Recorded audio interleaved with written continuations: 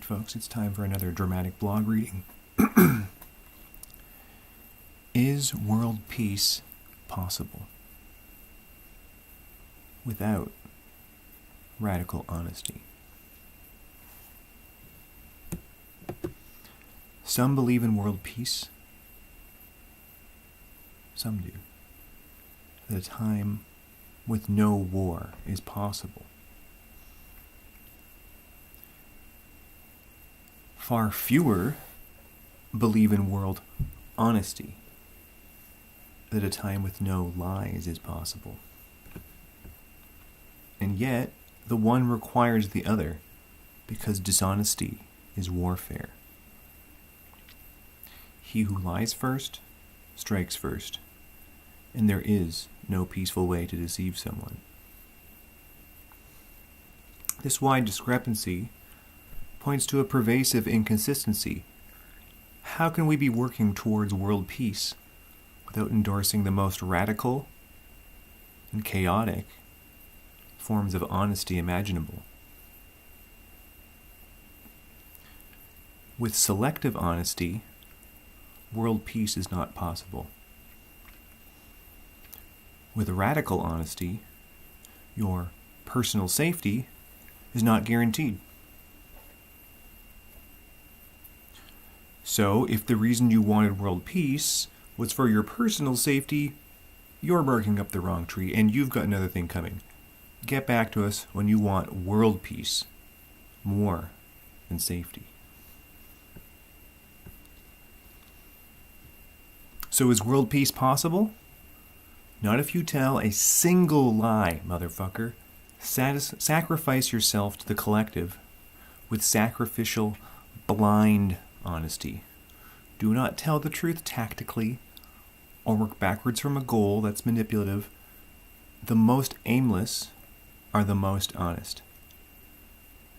Goals are our undoing. See Goodhart's Law for more on that.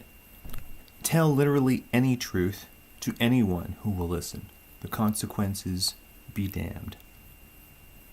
AdamGolding.ca. More on radical honesty. 1, radical breathing. 2, radical listening.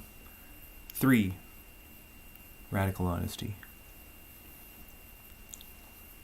This is an important sequence because, if you don't listen, your radical honesty won't be very illuminating, informed. And if you don't breathe, you won't listen if you don't breathe. What alternative is there to radical honesty?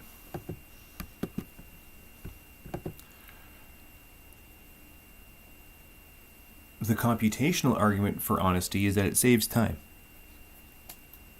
Radical honesty is therefore, I could add the word therefore, proportional to our collective processing speed. What alternative is there to radical honesty? My wife asked me recently if I've ever regretted telling the truth. I thought for a long time. I couldn't think of a single example. I've definitely regretted and resented white lies, glaring omissions, deceptions, and the like. And life has punished me for them and with them. I can't find a consistent interpretation of everything I've experienced in 37 years, this was a while ago, except to say that my punishment is just and that the problem is not that I was punished too much, but that dishonesty is ever tolerated at all. So I was taught the wrong lesson at times. JBP sent me back to my Christian roots this way. I once argued the opposite view to him at a conference. But there is no greater meaning than honest, transparent coordination of our perspective for the sake of the mysteries of the universe. And that mystery is everywhere. Every lie gets us further from unraveling it. The less transparent we are, the more we other others. But the collective can function as an epistemic whole.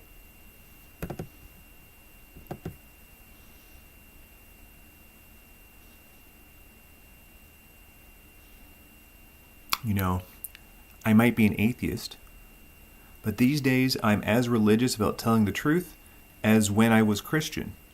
Tell the truth this holiday season, especially if it, quote unquote, breaks faith.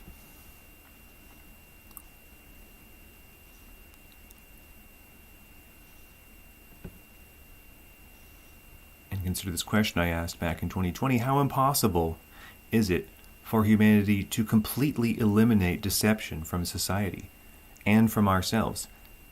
How close can we get? It's cynical to think radical honesty comes from a desire to be edgy. That it's edgy at all is a travesty. This isn't about edgelords or what have you.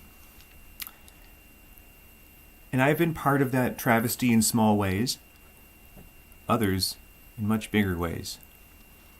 But that's no excuse, and neither is fear of the consequences of honesty.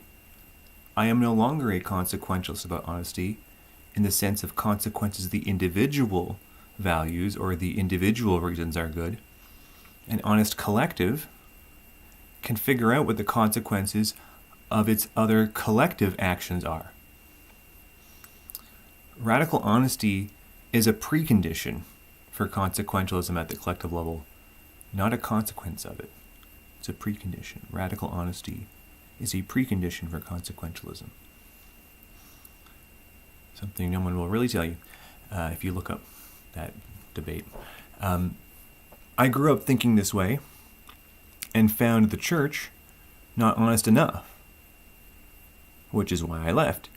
A sickening number of individualist atheists argued to me in the aftermath in favor of various small exceptions to honesty and transparency, and I'm done with it all. My greatest sin is listening to them. I've never been more honest in my life, which means something bad will eventually happen to me, which is entirely the point. If you're only honest when you expect good results, you aren't. You aren't honest.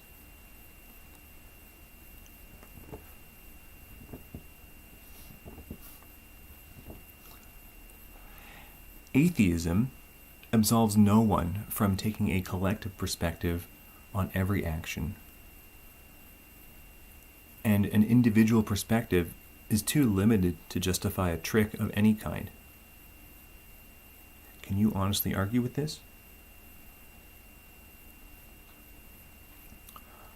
Honesty means individual sacrifice and the courage that requires. Tricks are a clever coward's game, and I would rather summon stupid courage. To depart from this saps life of its very meaning. How smart is that? That, my friends, is the alternative. The alternative to radical honesty is to sap life of its very meaning. So, how do you like that alternative? Radical honesty versus nonviolent communication. Cartesian doubt as a mediating third factor. Quote, radical honesty encourages people to express their judgments and opinions honestly, even if they may be hurtful or offensive to others. In contrast, nonviolent communication discourages judgment, and encourages people to communicate in a way that is non-judgmental, empathetic, and respectful, unquote. That's just a standard source about what these things are. Both of these are wrong. And my rule would be, quote, only say what you can back up, unquote. So, random judgments that are unsupported are, quote unquote, too violent by my standard. The idea is to have 100% accuracy in judgment and to be silent when possibly inaccurate, or just engage in honest speculation and doubt. Honest doubt. That can still be accurate. So-called radical quote-unquote honesty is actually often false confidence, which is false and hence dishonest. Radical honesty means radical silence when not honest. So simply spitting out what pops into one's head is not radical honesty if one doesn't really believe it. For example, compulsive lies. It's not, a compulsive liar is not radically honest. They're a liar.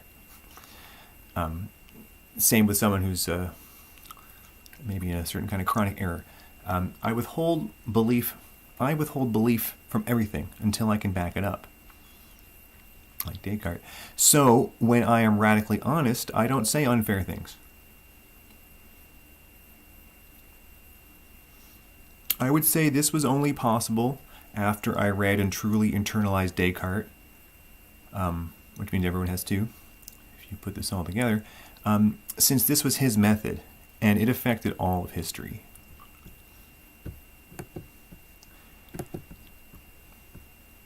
Now, I also wrote the NDP about this topic of radical honesty, because, it's not how politicians work, it's not how political parties work.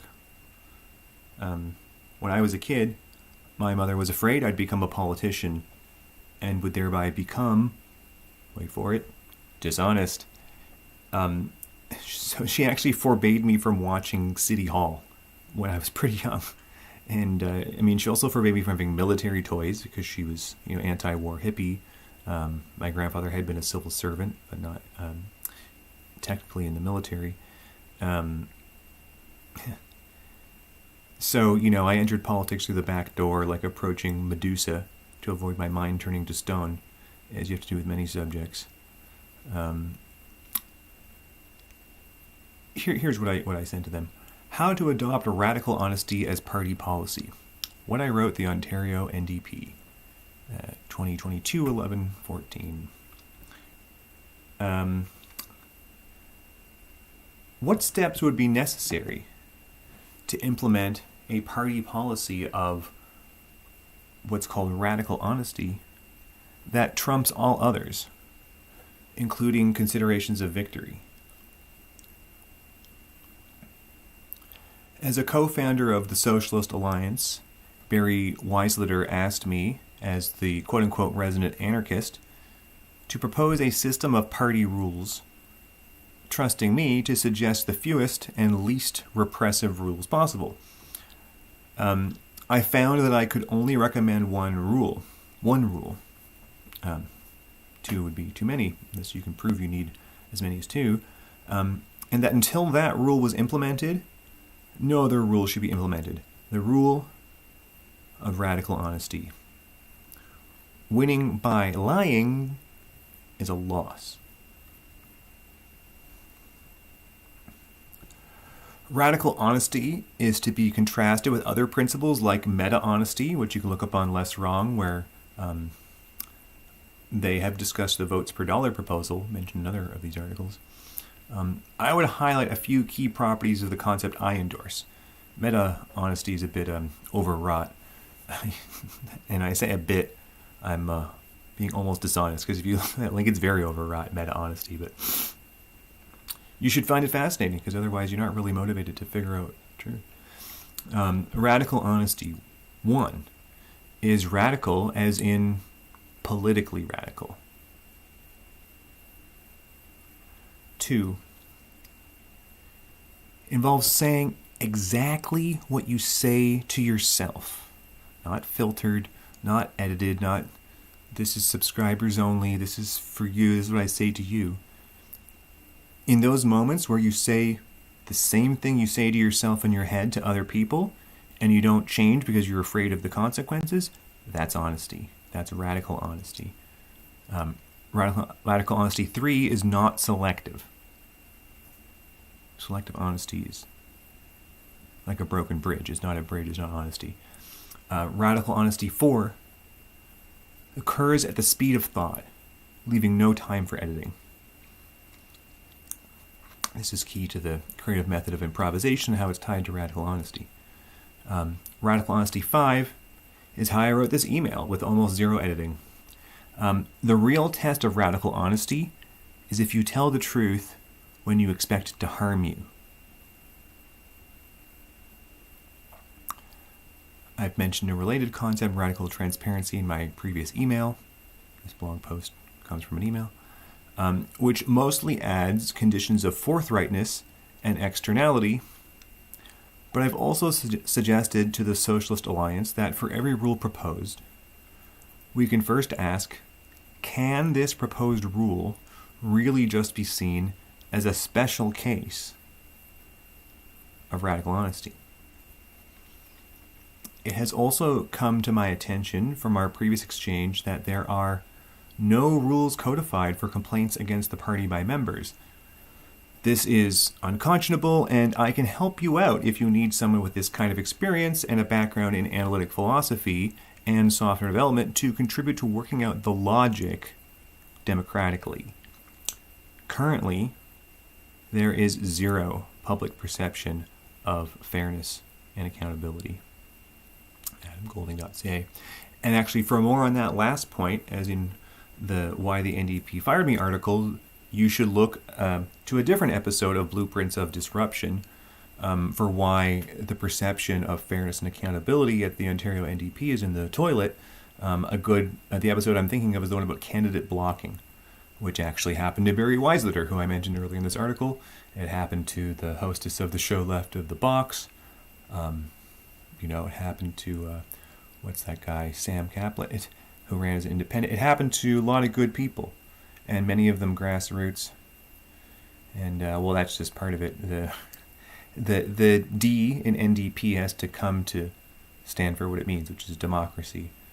And as I mentioned in another of these posts, that means the NDP has to become a workers' democracy, a worker cooperative. Otherwise, moneyed lobby groups are going to affect it in the way that corporations are driven by money. Because not everyone realizes this, but like say the Ontario NDP, it's structured like a corporation. There's like a voted in person, but they don't have, in a way, the same power that the corporate head does. At least it plays out that way sometimes. And, the party needs more than just a veneer of democracy, but internal democracy. Worker council meetings every week. People, if you're on the payroll, you should be in the voter lineup at every company. I'm holding my tongue. I'm not supposed to do that. We should end corporations. I'm being radically honest. Come at me. If I'm going to be agnostic, I'd say, we should be 50-50. We should have half corporations that aren't democratic, shareholders that aren't really democratic. Just look at votes per dollar. And half worker cooperatives where people vote. At any rate, that's this comprehensive blog reading of posts about radical honesty. Think really carefully about it, honestly. And look at this. What does this say? Radical breathing, radical listening, radical honesty. Well, start with pranayama in everything. Music lessons, math anxiety, honesty, politics. If you can't breathe, you just can't.